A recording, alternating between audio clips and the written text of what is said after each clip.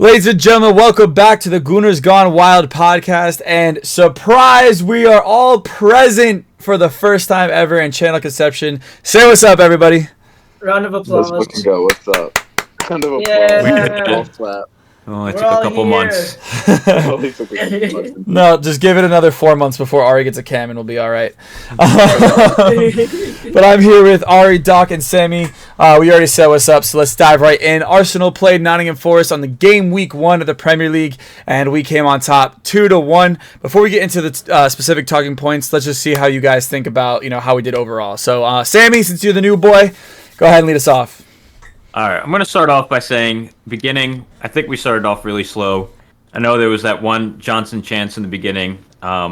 We really should have finished that. We would have been down 1-0 in the beginning. But I think this team has a lot of potential, but I just don't want it to take so long for us to wake up in the beginning. It reminds me of Real Madrid earlier in the years where it would take Madrid a goal or two to be down for them to actually wake up, and I hope the team doesn't go down this path. But I feel like once they missed that chance, we really started attacking more and settling into the game a lot more after that. Just kind of like a wake-up call for the players. Yeah. Season's live. This isn't preseason. Let's wake up and Exactly. get the business done. So, no, I hear you. I understand that 100%. 100%. All right, Mr. Ari, what you feeling? I think we did really well controlling this game. I think Mikel's tactics were on point. Some people were saying, we don't know if Mikel got his tactics right because, in the last 10, 15 minutes we really struggled and we kind of looked like we were going to concede another one. But it's just the way that Nottingham played. They played a very low block the entirety of the game, probably 80-90% of it, and then they're just hoping to get some off chances, some breakaways, some mistakes happening in our defensive third to get in behind. So aside from that, I think he got the tactics correct. It's just a lot of these teams are going to be setting up that way against us because we're very dominant in possession. So overall, I would have liked to see us kill off the game sooner, but I think we played well.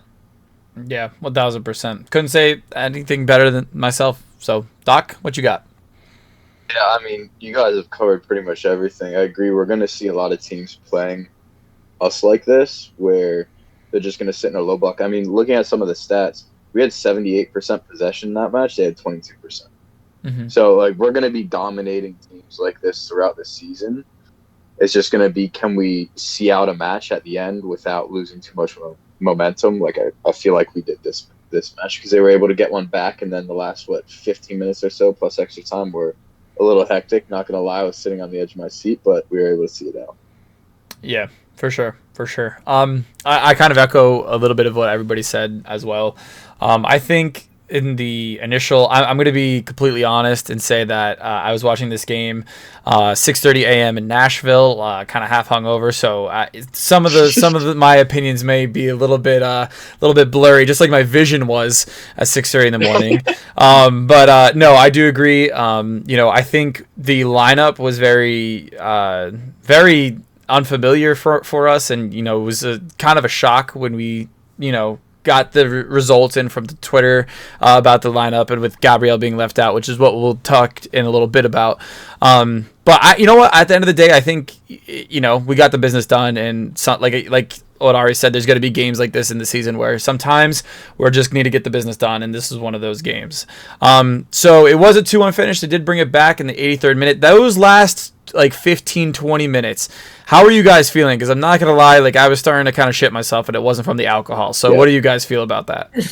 Yeah, my drawers were not clean. Yeah. I was stressed. Yeah, it felt very reminiscent of old Arsenal where we'd get a lead and then the last 15, 20 minutes, 30 minutes we're just clearing the ball, kicking it long, and not really playing our style of the game. But like you said, we saw the results, so I think that's all that really matters. Mm-hmm. Yeah, I don't know. That counter was really nice, but I think on the other end, I think Havertz was hit in the face. I don't know why they didn't stop play. Okay, But yeah, go ahead. No, go ahead. I think we should have done better closing down that counter and Alanga's a really good talent, and I think United gave him a full transfer, right? He's not on loan anymore. Yeah, Correct. No, Yeah. it's a full transfer. Yeah, but he's a great was talent, crazy. but like we still have to stop those counters on the wings, and like I think that's where Rice was running back, but on the highlights you can watch him like just stay in the middle more. Yeah. So I feel like with those attacking fullbacks, it's harder. I think Mikel needs to figure out like if we do have those attacking fullbacks, who goes back on the counter, Yeah. whether we stay center or whether we push out to the wings from the mids. But Mhm. other than that, it was a really great counter, and like after that, you can definitely see Forrest wanted to go for the equalizer, but I think we held our ground well to hold the 2-1. Yeah. Yeah, if I can Was add Gabe- something to that. Oh, sorry. Go Yeah. ahead. No, go ahead. Go ahead. I just wanted to say, yeah, I do think that is an important thing that Samron is talking about. That because if you think about it, we don't really have like blistering pace in our back line. Like they're pacey, but none of them are really like very very quick. So I think that positioning is very very important for us to get down on counters, and I think that's where we're most vulnerable. Yeah. Yeah, and that's where we're going to see teams attacking us as well. It's mainly on the counter. Go ahead, Mark. Sorry. No, you're good. I just wanted to echo what Sammy also said about how the foul on Havertz. I didn't know how that wasn't called back. I think I even put it in the group chat when we were watching it. The goalie, or not the goalie, sorry. There was a clear, obvious, push to the face of Havertz when he was up in the air. That should have resulted in a foul, in my opinion. At least a stoppage because of a head injury. Well, that too, there should have at least been some sort of, if it wasn't a foul, like you said, at least a stoppage. And I'm not going to go full agenda. I'm not going to do that because I will say that the game I felt was pretty well reffed until that point. But yeah, I definitely think it should have been brought back for a stoppage or a VAR check just to make sure that there wasn't a foul, especially if there is a player holding their head. No. So, all right.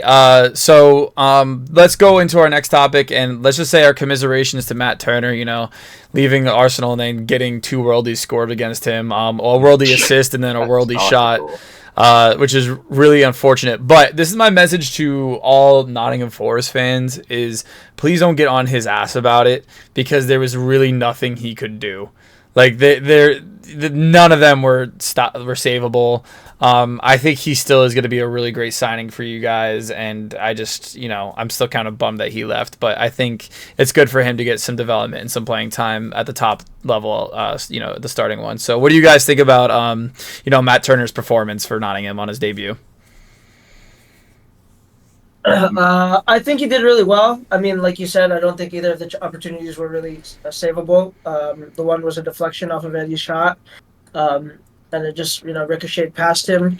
And I mean, like you said, the other one was an absolute worldie from Saka. Like, there's no stopping that. I don't care who you are. So, aside from those 2 opportunities, like I think he did a good job keeping us out.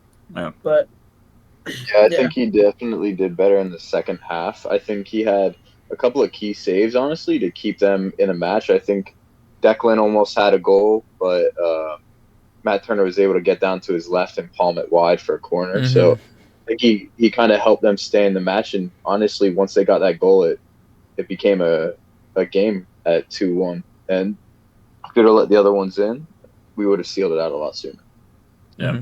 I think he was definitely nervy in the beginning. Oh, go ahead, Ari. I just wanted to add, I did think that his distribution was really, really good. Yeah. Every time I watched him distribute out from the back, like whether it was with his hands or with his feet, like Matt did a really good job doing that. So I think he'll do well for them, building up out of the back and setting them off for counterattacks. But go ahead, Simon. Yeah, I was just saying he did well to stop that one Rice almost goal from the top of the box. He got down really well. But then there was also the other Rice chance where Rice shot it into the ground. And I thought it would have been a comfortable catch for him, but he kind of palmed it out for a corner. So there's definitely a lot of development, but I think like he's still settling in, and obviously he was still with us in the beginning of the week, and he just transferred over literally right before the match day started. So I think he has a lot of potential, and like I think he'll do a lot at Nottingham Forest, but it's just also how he adjusts with his back line, because I know Bali's a bit older. So I think it'll take some time to settle in, but he did pretty well, and you can't stop Saka on that foot. It's like old school Robin, where you just cut in and there's no stopping it. That's what it reminded me of. Was you get on that foot, and that's a goal guaranteed. Yeah. And I think what Nottingham fans have to remember too is that transfer only went in 2 days before the start of the season, so he got the nod with probably only one training session in with the Nottingham boys, which is a good sign for at least Matt, because he's gonna at least get, that's his sign of faith of you are gonna be the number one. We just need to get you to settle in a little bit more. But speaking of the worldie that is the Arjen Robin regen Bukayo Saka, what a worldie. What a worldie that was! I remember when that went in. I was in bed and I was like, I couldn't yell. Like I was, people were asleep around me, but it was really hard to not run around the room and fist pump and scream like I normally do. So when that goal went in, what did you guys think? That we're back. What? Yeah, agreed. We're starting off right where we should have left off at the end of last season when we fell off. Was that ambition, that desire? You could definitely see it. Like you said, like Saliba that press led to that goal, and Saka got the ball. And I feel like if we had that energy, not to cope, but if we had that same ambition towards the end of the season, I think we would have kept our lead in the Prem.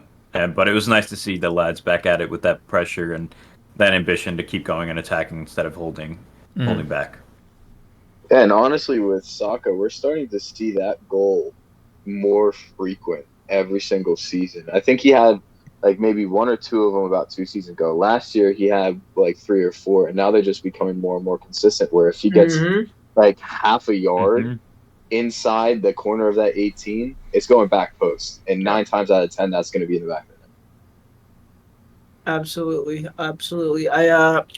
I was saying that as well. I was saying he's been improving a lot on his ball striking, and you can tell because, like you said, if we give him that opportunity, like 1 or 2 or 3 times a game, every game, like he's putting at least like 20 in the back of the net. Like by the end of the season, I think like if we give him that chance, 4 times a game, like he'll bag 20 easily. I feel.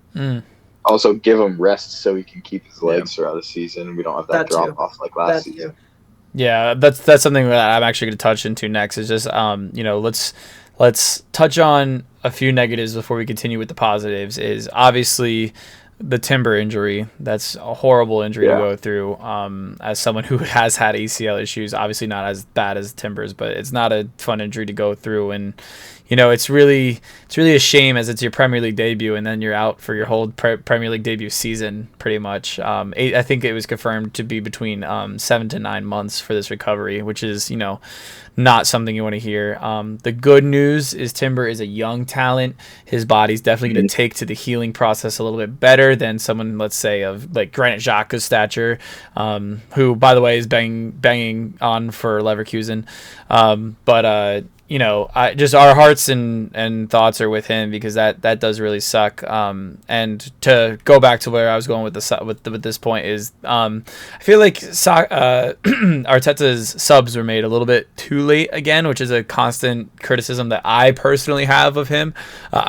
Before anybody hops on my ass, it's a criticism. It's not an Arteta out movement, so chill. But it's just I think we could have seen the ESR on the right wing for Saka in like the 75th minute, because he's getting double pressed all the time, he's getting triple pressed all the time, he's getting fouled towards the end of the game when legs are starting to get heavy. I think if we want to protect Saka, especially for the Champions League season, I think we need to see a little bit more of Reece Nelson or ESR coming on the wing, or even Fabio Vieira. He was banging in for him during preseason on the wing too. So I think that's just something that we can talk about, and maybe. I don't know why I said we can change. We can't change shit, or not Arteta, but you know what I mean? That's just a criticism that I have. Let me DM him real quick. Yeah, I'm emailing him right now. Let me send a letter out to the club. I definitely agree with all that. And my hot take, well, it's probably not a hot take. So being a physical therapist, looking at our medical staff, my concern is, who the hell let him go back on the field for the second half just to lead into an ACL injury like that? Oh, we're talking in the first half. We're talking about Timber. In the first half, you could see he was really bothered by whatever happened. So typically, you'll go through some testing, and like they probably cleared him to come back out on the field. But I feel like the safer bet. Maybe this is me looking back in hindsight based off of what had happened.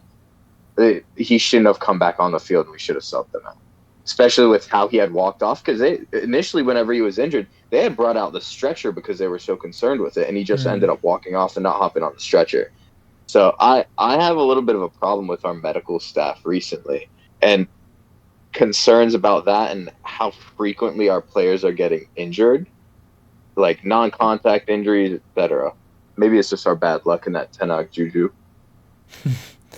Yeah, no, 100%, because we see our lead medical go to Man United, and I don't even know who the new lead medical is, but I do agree with the fact that he looked very bothered by that first initial tackle. Like he was struggling. He got up and then sat back down. In my opinion, that's an instant sub. If that happened to one of my athletes, that's an immediate get out of the game type of situation. But should we see something in the future with Premier League where like the concussion protocol, if there's signs that there's absolutely no chance that you could continue, or if there's signs of a really serious injury but the player is still willing to continue, that we should just be like, listen, no, not an extra sub obviously, but just be like, no, you're not allowed to return to play, it's policy, like, should that be something that should be implemented in the Premier League, or at least at Arsenal?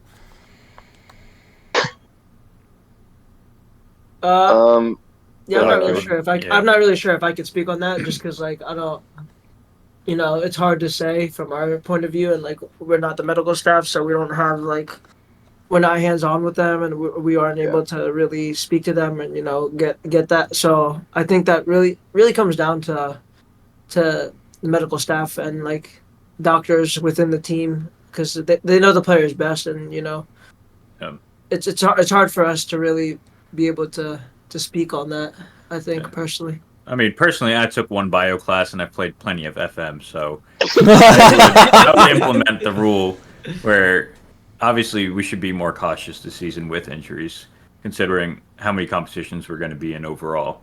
And there were 5 ACL tears altogether in footy this week, and I think that's just with the fixture congestions and so many competitions, and I think that's also led up to it. And the players have had little to no break. I mean, we had the World Cup last year, going straight into the season, and then preseason starts early August. You have a month and a half, and I don't think that's enough time to recover from 80 games, almost a little more than that. Like if you're playing all of them, and even if you're not, it takes a toll on your body. And I think that's why I agree with your take on the subs. I think we got to be more tactical with our subs this season, especially considering how many competitions we're going to be playing in. And if we want to win anything, I think it's going to be dependent on when we make those subs and like how frequent they are. And obviously the quality of the players we have is great, and there's not going to be an issue, but we also have to make sure that the quality they do produce is like worthy of them getting those minutes in a way. Not saying worthy of them being in the club, but like if you still want to be a super sub, like you still have to produce, and 100%. Still, like you have to be there to present, because this is like, I feel like the season, like this is like, obviously the goal conceded is not like the best way to start, and we would have preferred a clean sheet, but I think it's a good start to this season. Yeah, for sure. So let's get away from the negatives. Let's go back to the positives, because I'm already kind of sad thinking about not seeing Timber in an Arsenal shirt for the rest of the season after we just got that little taste. It was like a little tease of what he could be. But so good in preseason. He was so good, man. But let's talk about how solid did our midfield look. But for the first 75 minutes, like how solid did Havertz, Rice, and Odegaard and Partey all look throughout the day? I was really happy with how our midfield was. Mm-hmm. Go ahead. No, you go ahead, man. I was really happy, and honestly, having Havertz in there, I think he had a much better game. Yeah, probably one of his better games that he had for Arsenal so far in an Arsenal shirt.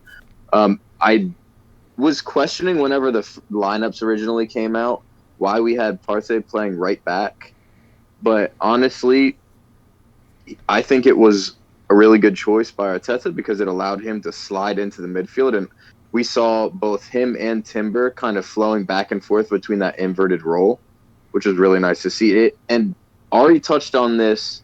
I think we had talked like during or after the match at some point about us building a squad that is just going to inevitably be completely fluid, where people can invert and rotate in and out of positions, just like a free-flowing type of banger ball. And I completely agree with that statement. I think that we're going to be seeing that a lot more moving forward, just because of the depth that we have and the versatility of all the players that we have in the squad.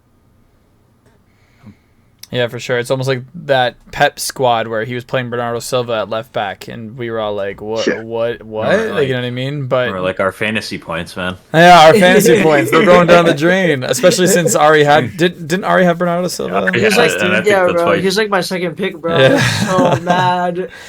But even then, he was fluid in left back, which says a lot about Yeah. that strategy.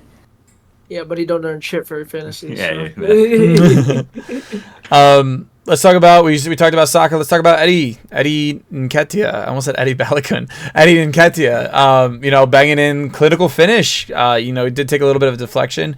But before we talk about Eddie Nketiah's finish, let's talk about Martinelli's roulette assist or McGeady spin assist. However we want to name the little spin tornado skill, however you name it. It was a sick assist. I was speechless. I didn't know how to react to it, to be honest.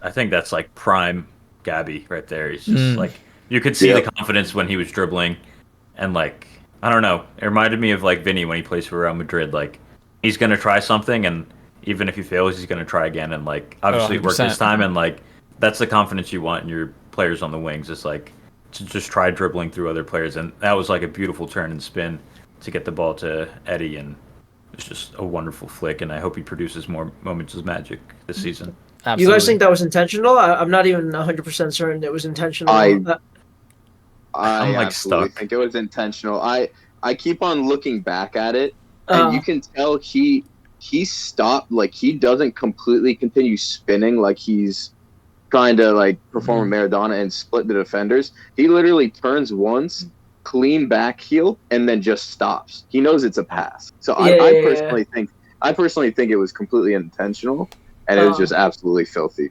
It was filthy. Looking back at it, I do see what you mean, where like it looks like that was his intention rather than like a mistake. Mm-hmm.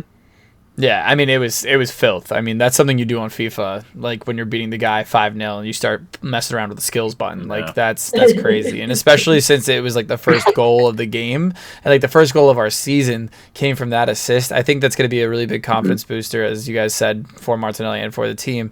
And it's going to show like, okay, maybe we should stop doubling down on Saka and we could double down on Martinelli, and that way Saka can get his 20 goals of the season.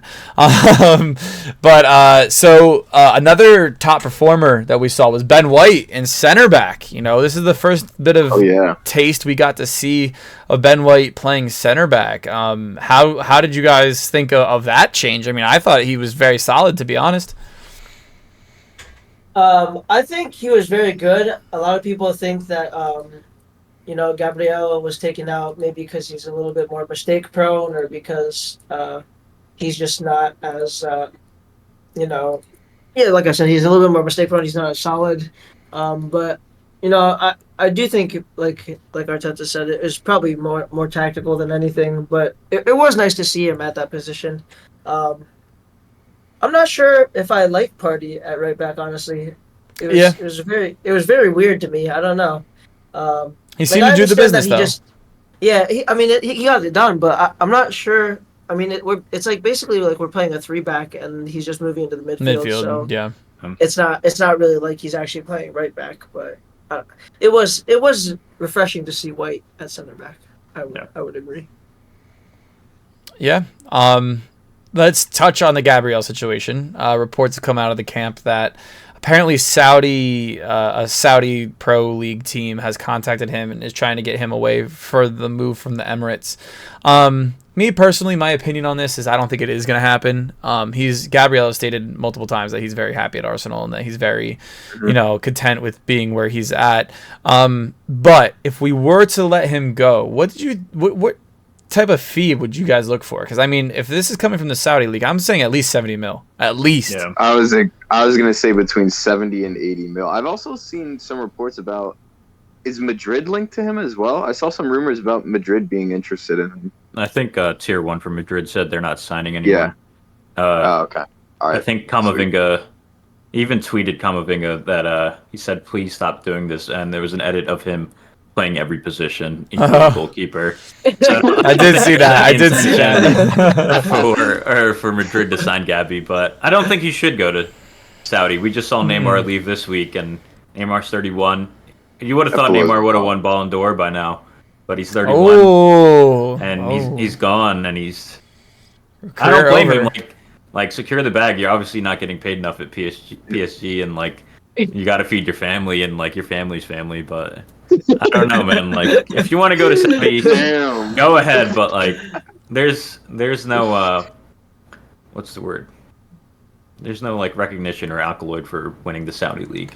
And I'll straight up say that I have an anti-Saudi agenda in footy and in politics.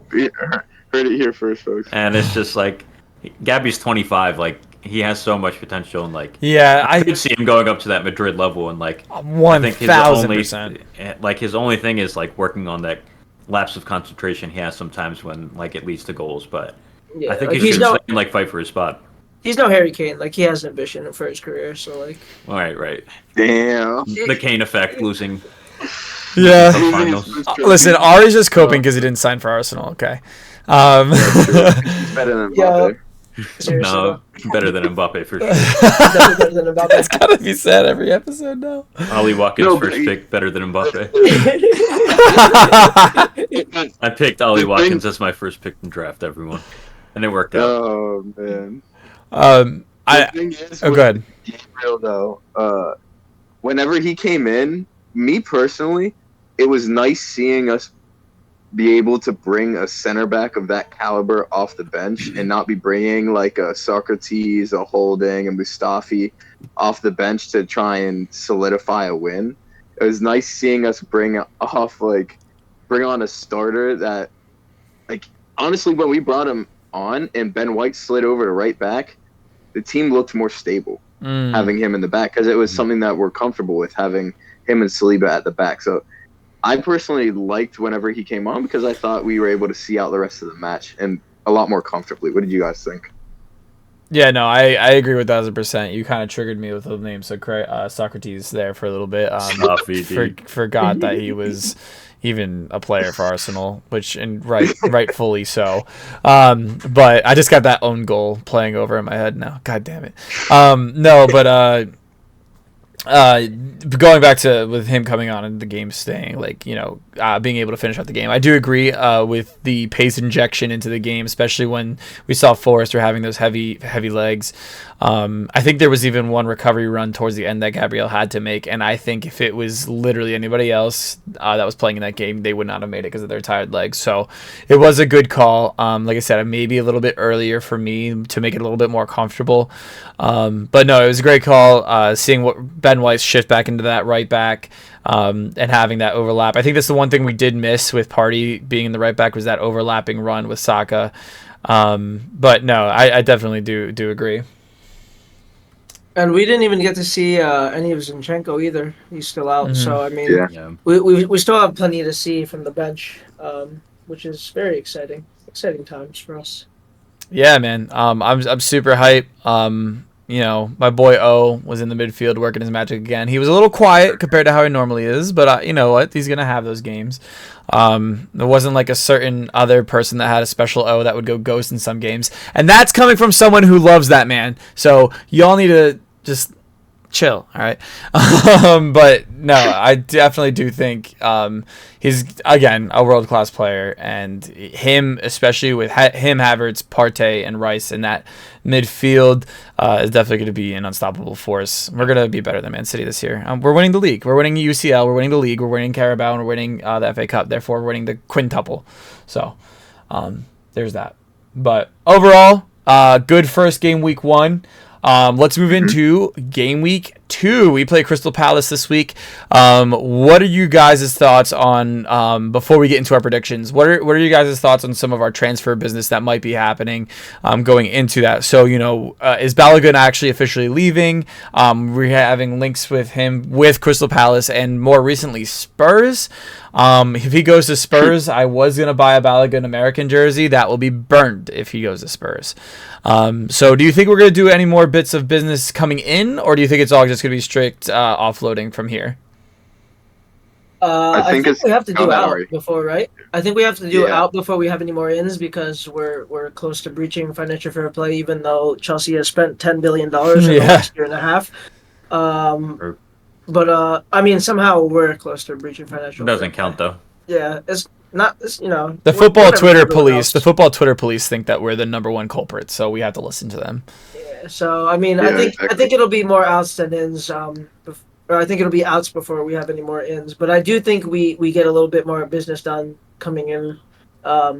Maybe some support for Schalke or possibly another left back if Tierney goes. So we'll see. Yep, I'm seeing Tierney goes for sure. Yeah, I think Tierney does go, and I'm seeing links of Walker Peters from Southampton, I believe. I'm seeing some links of him. I forget, there were 2 more that. And Cancelo, wasn't it? Cancelo, Walker Peters, and I can't remember the other third player. Unknown mystery player. Come back next week to find out if the boys remember who that is. I thought Pep said he didn't want to sell to us anymore. And Cancelo doesn't play for Man City anymore, no? No, he does. He's back. No, he still does. I thought he was a free agent. But okay. No, I think they froze him out. I saw we might even be in for Laporte. He's going to Saudi. Is he? He's basically confirmed, right, Mark? Go ahead. I don't know if you knew that. Yeah, I just knew that he was linked. I just didn't know it was confirmed. Yeah, Fabrizio tweeted the "Here we go." I think he's going to Saudi. Gotcha. Again, go to Saudi, man. Go ahead. I mean, he's already won a bunch of titles. Yeah, get your bag. Get your bag, man. You need to feed your kids. We could be seeing Jesus earlier than expected. I know we're probably not going to see him this week. We're definitely not going to see him this week. But it has been reported that he will be making an earlier return, which is actually huge for us. So I think that's going to take us out of the striker market for a little bit, finally. Again, just with that Timber injury, that's going to be really, really, really, really tough. So let's get into our predictions for this week. With our predicted 11, who would like to go first on their predicted 11 for this week? Not me. VK, you go. You want me to go? Oh my God, you want VK? You put us on the spot. You go first. Oh God. Oh jeez. Okay. All right. So we're gonna be putting Raya in goal. No, I'm kidding. Ramsdale out. No. That's a joke. I feel like I had to preface that because of how fucking insane football Twitter fans are. No, Ramsdale's going to go in goal, 100%. I think Raya actually is going to be more of our cup goalie and our UCL goalie. Ramsdale in goal. I'm going to go with... I think we are going to go back to the traditional format that we ran. I think we're going to have Gabriel and Saliba in the back. Oh, shit. Tierney starting left back. I was really about to say Timber. No, Tierney's starting left back. Ben White on right back. I think we might even get a whisper of Nuno Tavares in left back if that transfer doesn't go through, but I think he's pretty much already on the way out, so maybe we'll see him have a bench appearance. But I do think I just went back on my own prediction. I apologize, but no, I do think it is going to be Tierney, and then I think we're going to see the Partey. Partey, right? Yeah, Partey, Rice, and Odegaard. And then I think we're gonna see Martinelli, Saka, and I would like to say Eddie, but I think Havertz is gonna get a nod in the 9. I think that's what's gonna happen. So just to recap: Ramsdale, Gabriel, Saliba, Tierney, White, Rice, Odegaard, Partey, Martinelli, Havertz, and Saka is my starting 11. That was really tough. I'm not used to leading off these conversations. All right, go ahead. All right, so mine, I think I'm going to put some changes in it compared to Mark's because I kind of agree with you guys. I don't think Arteta sees Tierney as left back in our system that he wants to hold on to, unfortunately, even though I love him. I think he's one of our best defenders. I think it's going to be Ramsdale in goal. We're going to see Tommy again at left back. But I do agree we are going to have Saliba and Gabriel at center backs. And then we are going to see Ben White on the right. I like the midfield of Partey, Rice, and Odegaard. But I think we're going to see Gabriel, Eddie, because he scored. I think he's going to get the nod again. And then we're going to see Saka on the right. All right. Solid lineup. Are you going? Yeah, sure. I think if Zinchenko is back and fit, I'm not sure. They said he was in training late last week, but wasn't quite ready. But if he is ready, I want to go with Zinchenko at left back. If not, then I think it'll be Tommy as well. Ramsdale in goal. Gabriel, Saliba, Ben White, like you guys said. Party at the 6. Rice, Odegaard in the midfield. Martinelli, Saka, and then I do think Eddie gets the nod up top because he did produce a goal, and all the statements Arteta put out about Eddie saying like, a lot of players come up to me and ask me like, why am I not playing? But Eddie makes me choose. Like Eddie makes it difficult for me to choose because he shows up in training and he puts in the work. So like, I think Eddie will, I think he's really, really, really trying to prove himself in this time that Gabriel Jesus is out. So I think he'll start up top for us. Yeah, my lineup's basically the same as Ari's, and I think Eddie should get the nod. Honestly, I think his pressing this whole past game was phenomenal, and he obviously shows that ambition. And obviously nothing against Kai, but I feel like putting him in that false 9 or 9 position I think would put a lot more pressure on him. Obviously, there was already pressure around his transfer, and even within our fan base, it was like, oh, did we really sign him for 65 mil just for him to not do anything? But I think we should take away from him and put him in like maybe your deeper midfield role and maybe play double pivot with him and Partey. That way, O can move up a bit more and let Eddie play on the up top and let Martinelli and Saka play on the wings and see what it can do from that deeper 8 position, maybe. Like similar to what Cruz does, but like obviously he's really good going forward. It's just his final ball that he can improve on. So it'd be nice to see if a double pivot would work. Maybe not against Crystal Palace, maybe against like a relegation team later this year. We try it out. Mm-hmm. So like Everton. Oh yeah, I was just gonna say that. Spurs. I went the opposite route there. Oh god, I was just gonna say that. They don't have Kane anymore, so I'm stuck with Richarlison. They're definitely going down. Madison was cooking this weekend though. He was. Yeah. He did cook. Madison and Son, but that's about it. The other 9. Son's got to start burying those chances though for my fantasy purposes.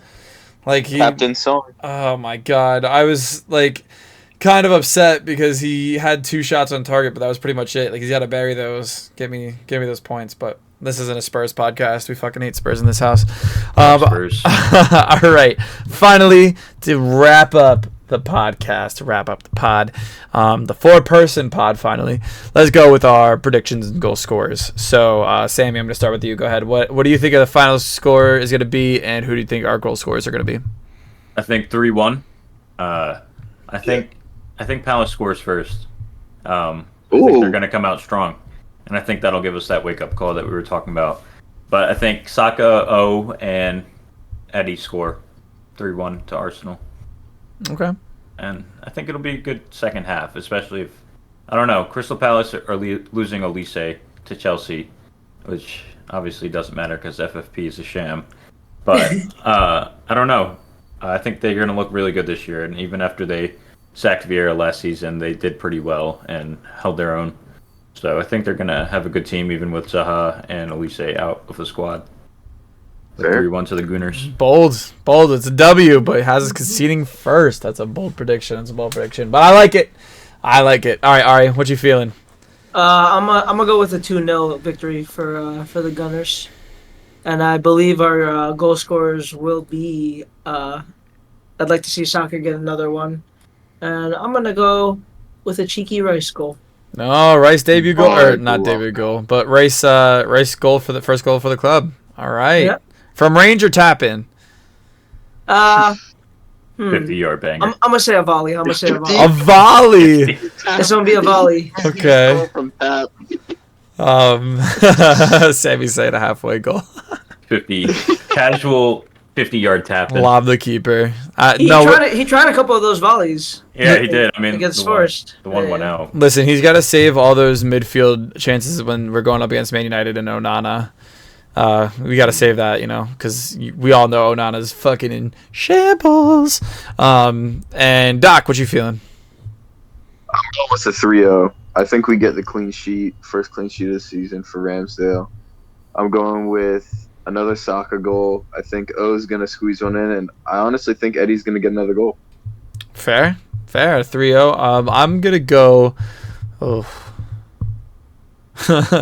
I think I'm going to go with a 1-0 win for the Gooners, and this is why I say this. I think we're going to be all over them the whole game. Something about Crystal Palace, every time we play Crystal Palace, we struggle to find the back of the net. I'm going to say Odegaard goal super early, but I'm saying I'm expecting to see 20 shots, 14 on target or something like that. You know what I mean? I think we're going to really pepper their goal. It's just we're going to be lacking that key clinical finish just simply because it's Palace. No other reason. Just because of previous games and previous experiences as an Arsenal fan while playing Crystal Palace. I'm not trying to slate anybody, put anybody down. And I just really think that Odegaard scoring the goal is going to come from, he didn't score last game and he's going to feel obligated since he is the captain of this beautiful North London club that is red and not white. But all right, any last talking points to talk about before we kind of wrap it up? No, I think we touched on everything here. Yeah. Touching everything. All right. Anything for to talk about? Cool. So, Gooners, like I said, if you all enjoy, please leave a like, comment, subscribe if you are new. Next week, hopefully there will be talks of some Spotify happenings. As of right now, it's a little quiet, but Spotify is in the works. And like I said, any way to support us is just by following us on our socials, following us on YouTube. It's free and it goes a long way. With that being said, come on, you Gooners, and we will see you guys. We will see you guys after the game against Crystal Palace for a post-match reaction, and hopefully it's right away this time. But yeah, let's go. Sorry. Yo, what the? All right, we'll see you guys later. Yeah. Take it easy. Bye-bye. All right.